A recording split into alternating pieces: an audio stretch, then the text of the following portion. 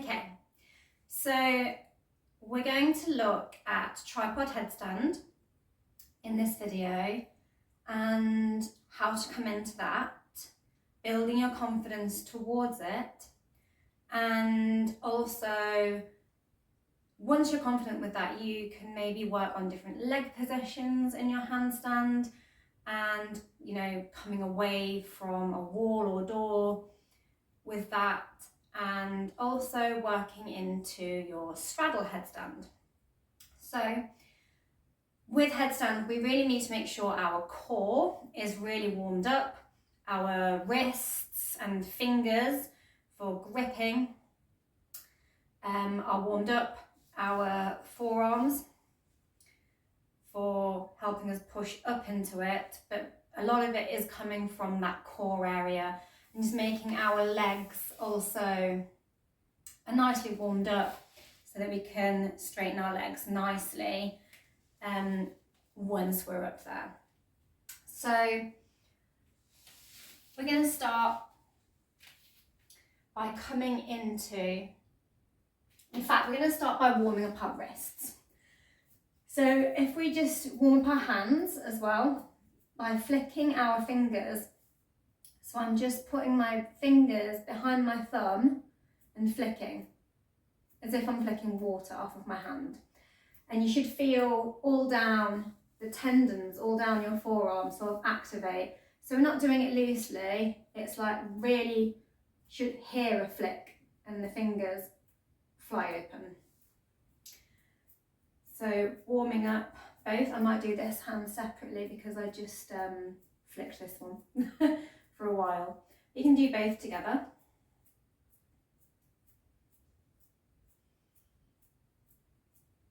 Until you start to feel a bit of like heat or an ache in those forearms. I'm just going to roll the wrists around, so you can just go like this, make fists and roll them around. Maybe you want to put the backs of the palms together and do a wrist roll. Have some disco time there. And also we want to warm up the arms. So a good way of doing it is making some fists and curling them down towards the biceps so that the wrist is really angling those knuckles down towards the biceps and squeezing and holding like your strongman pose, and then breathing out, extending the arms and flicking those arms open at the end, flicking those fingers open like we just did that, the flicky motion, and squeezing it in, letting it out and flicking. So doing a few of those, and you should start to feel the biceps switch on. We're also then going to come onto our hands and knees and have just a bit of a grip of the mat, making sure your knees are stacked under the hips and your wrists are underneath your shoulders, and you're giving the mat a bit of a squeeze, like you're trying to squeeze the ground. I'm just going round and keep circling the shoulders past the wrists.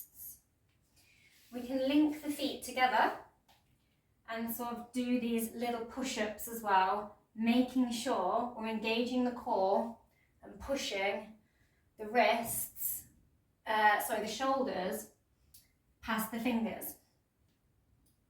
You might feel that in your wrists, you might feel it in your biceps, you might feel it in your core. All places we need to get warmed up for our headstand. And here we're going to push up into a down dog, so into a bit of a triangle shape. You can put your legs into a soft bend here to flatten your back out, and then just pedal, stretching out those hamstrings, so trying to bring the heels down towards the mat as much as you can. From here, we're going to extend leg up. So kick one leg up towards the sky. And then shift that weight forward and see if you can tap your knee to your elbow. And try again. And see if you can tap it towards your forehead and extend it again. And see if you can go over to the other side. Really engaging your core as you do this. Elbow, knee, head, knee. Bring it across the body, opposite. And then roll it out and into a plank. Gripping the floor and seeing if you can hold that plank. You should feel a burn in the core, so really squeezing the glutes. I'm going to drop the knees and just have a little rest in a child's pose. So just bringing the head down. You can also choose to pause in a more upright position and just get your breath back. When you're ready, we're going to come back into that down dog and that knee to elbow to head to opposite elbow. Because when we're doing our tripod headstand, we've got to get our knees on our elbows and then extend our legs up. So we're sort of doing this position of knee to elbow and kicking up in this down dog position. So when you're ready, we're going to push up again. So push those hips up towards the sky and kick one leg up, the opposite leg to which one you used before, and shift forward, shifting that weight into the hands, over, past the fingers, shoulders past the fingers, and bring that knee to the elbow. Kick the leg back. Bring it to the head. Kick it back. Opposite elbow. Kick it back. And again. Kick it back. Bring it in. Kick it back.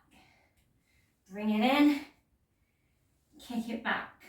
Lovely. And shift and hold in your plank again. Now lower the knees. We're going to come onto the forearms. We're going to interlace the fingers together and really squeeze and push the hips up and bring the head down. Nice relaxed neck.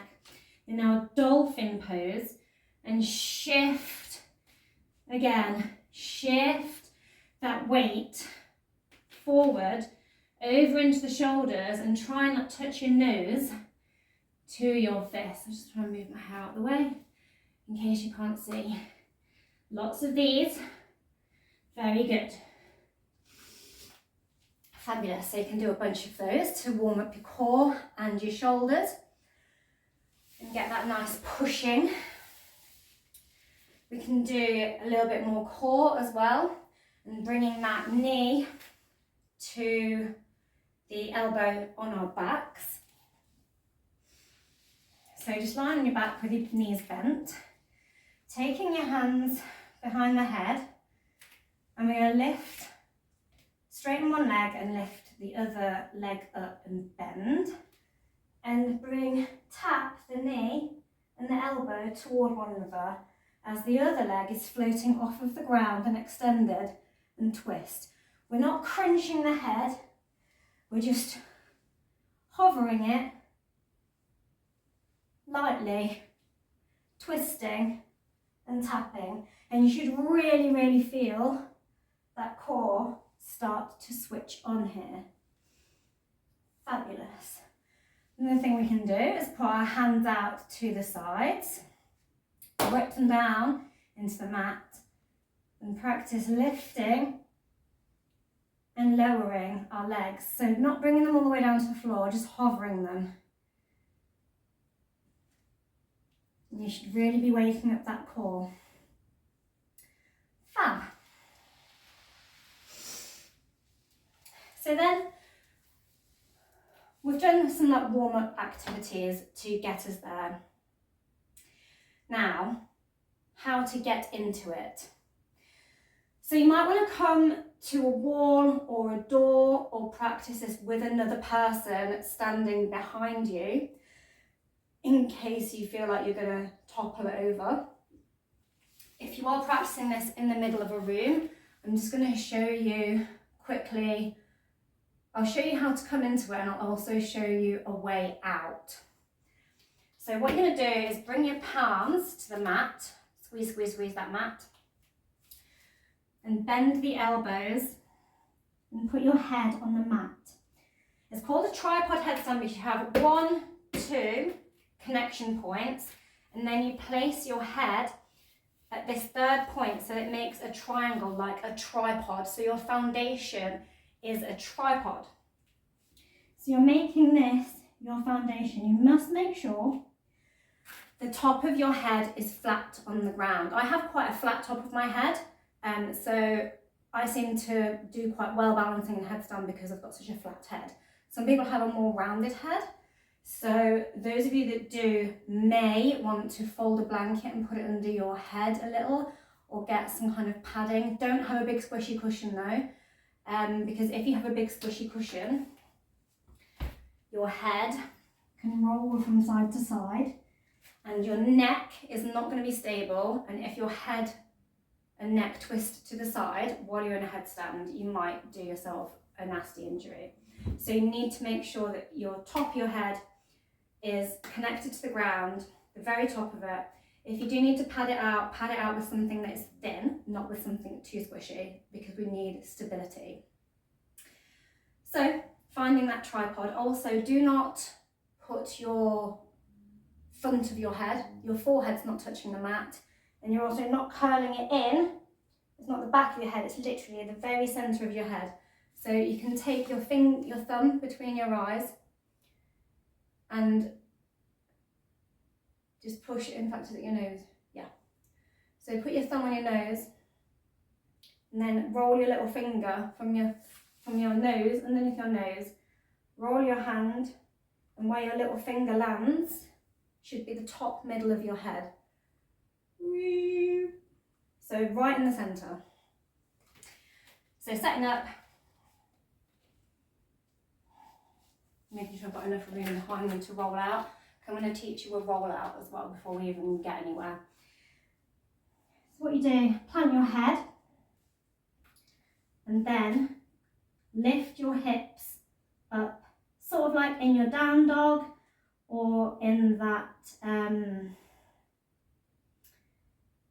dolphin pose we just did. And you try and lift your hips and align your hips so that they're stacked. So your back will naturally have a curve. So you need to lift, so you're coming up onto your toes. And then you're going to bend one leg while this straight leg is on the tippy toes, and perch that knee on this stacked arm. This stacked arm needs to be stable. Then try and lift the other. And you're in a mini headstand here already. So getting yourself there. If you start to fall, you just curve your head over and do a bit of a forward roll. I didn't quite have room to style mine out neatly because I hit a door, so I don't have enough space. But essentially that's what you're doing. If you feel yourself starting to fall in the headstand, you just offer the curve of the neck and tuck into a ball and let yourself roll out of it. So you've instantly got a get out clause already, you've got an escape route already. Now, if you want to do this against the door, I'm just going to straighten my mat up a little bit. You want to sort of measure your legs and maybe have wherever your knees fall. Some people have slightly longer shins. But I'd say wherever your knees came to, with your feet flat against the door, is a good place for your hands. You might want to go a little bit closer. But it will give you room to sort of, your legs to fall back against the wall or door, but then enough room to bring them away. So again, finding that tripod. So my hands are about where my knees would have been. Then I've got room for my head. You want like about a forearms. So if you put your hand where your head is and see where your elbow hits the ground, and then slide the hand back into that position. That's about where you want your hands to be set up. And they're about shoulder distance wide, and you are squeezy the ground. Come onto the tiptoes. Leg 1 meets elbow. Leg 2 meets elbow. Engaging that core. See if you can hold it here.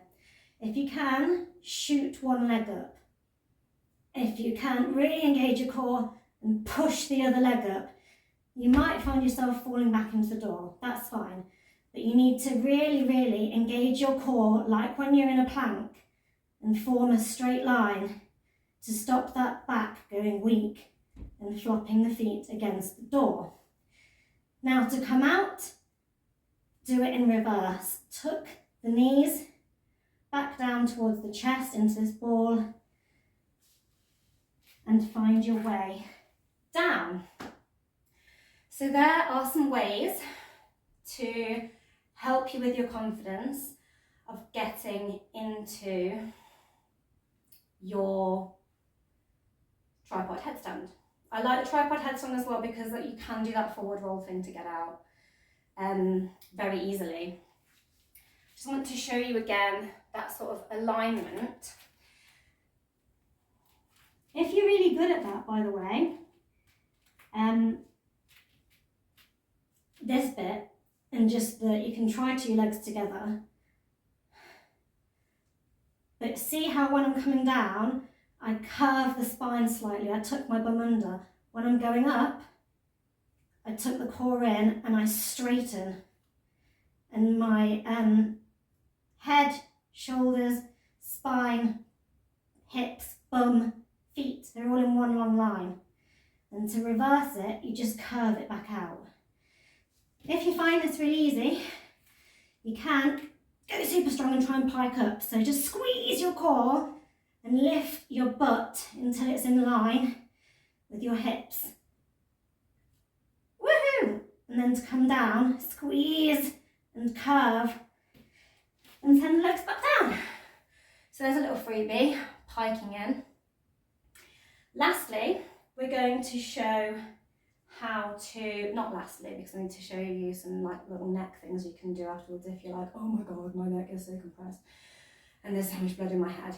At any point, come and sit upright and let the blood drain back down, and also stretch your neck out if you're like feeling like I've had enough.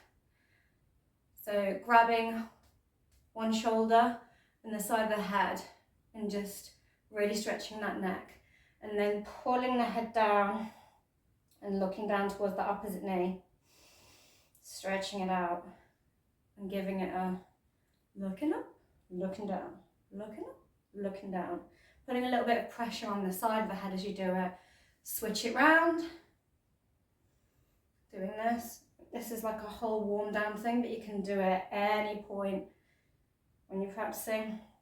Getting your hands behind your head as well, and just pulling the head down the back of the neck and having a little side to side motion, and it sort of elongates your neck back out. The other thing you can do, which leads us nicely towards our sort of straddle headstand. So the straddle headstand is where you start from your deep, wide leg, deep forward fold onto your head, but also just hanging your head upside down without any weight on it, and like wiggling the head, neck around is a really good way to reverse any compacting or strain you might feel in your neck there. So there's just a few little tips on that. I'm just going to put my mat back to where it was when we started so you can see the full length of it. If you're coming into it as a straddle, you need to be confident. You've moved away from the wall and you're confident coming up into your headstand. you're confident with like falling out of your headstand, rolling out your headstand. So you need to make sure your inner, because you're coming up from here, you need to make sure your legs are nicely warmed up. So in your sort of straddle, you can do these twists and you should feel a nice stretchy pull through the inner thigh just here. Another great one to practice is side to side Skandasana squats. So both feet turned out a little and just lunging and then lifting and pointing the toes towards the sky, lunging into that leg, bending that knee and shifting the weight from side to side. You can also do your half Hanuman, wiggly the ankle to feel the nice stretch of the leg, and lunging, stacking the knee over the ankle and straightening and feeling some nice lengthening through that hamstring. Again, make sure you do it on both sides. Another lovely one to do that I quite like is sticking your leg out like you're in a Skandasana, propping yourself up on one knee with that foot behind you and pushing into the ground. So you're squeezing the ground with your palms underneath your shoulders, letting the weight go just past the fingertips, then bending the elbows softly, catching the chest, pushing yourself back up and then sitting downward, and it stretches out the inner thigh while preparing the body for this like pushing the body up. So the arms are doing the pushy up bit while the legs getting the stretch that you'll need for the legs sort of coming together above the head. This like wide leg thing. So make sure you do it on both sides, as with everything.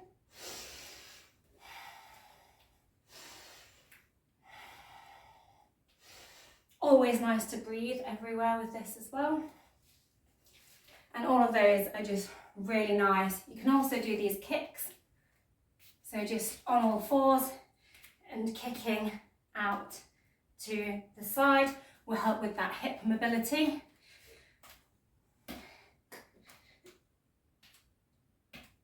Like so, to help you open the legs out and then bring them up. And so, just pull the mat back a little bit. If you are in your deep forward fold, your wide leg deep forward fold, sorry, and you can get your legs nice and far apart and your hands to touch the floor and your head to touch the ground, make sure that your hands are under where your shoulders are. So I'll show you from the side. So you've got your feet here, you've got your hands below the shoulders, and then as you bend, your head comes down and makes that tripod, and you push the hips up so they're in line, and see if you can hover the toes off the ground. We're looking for that alignment of the tailbone being able to stack and the hips lift. And look, your feet will magically, if you're aligning right, engaging that core right, they'll magically float up. So I'll show you from this side as well. So grippy. Again, making sure you are really confident with coming up, away from a wall or anything, and tilting until the legs are open and everything is stacked. And then you really engage the core and push the legs together. And you can play around as well once you're confident and come down. You can come down the same way that you did, you normally would, and then wiggle your feet a little wider and come straight into a yogi squat as well. That one's quite nice. When you get really good, you can come down onto the elbows and push it up into your crow. But that is something for another video. And again, always making sure you've warmed down your neck and released the neck. When I've been doing headstand practices, my favourite pose to do afterwards is plough or shoulder stand, or shoulder stand into plough. So if you don't like a shoulder stand, you can just go straight into a plough. If you do like a shoulder stand, it like really sorts your neck out afterwards. But you still have got all of that stomach core muscle activated because you've been doing headstands. So have a go at going into your shoulder stand if you want to. So coming down onto your back, lying nice and flat, and pushing up your hips.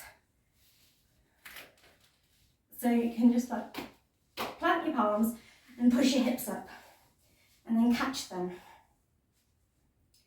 so that you're at a bit of an angle and your hands are supporting your butt in the air.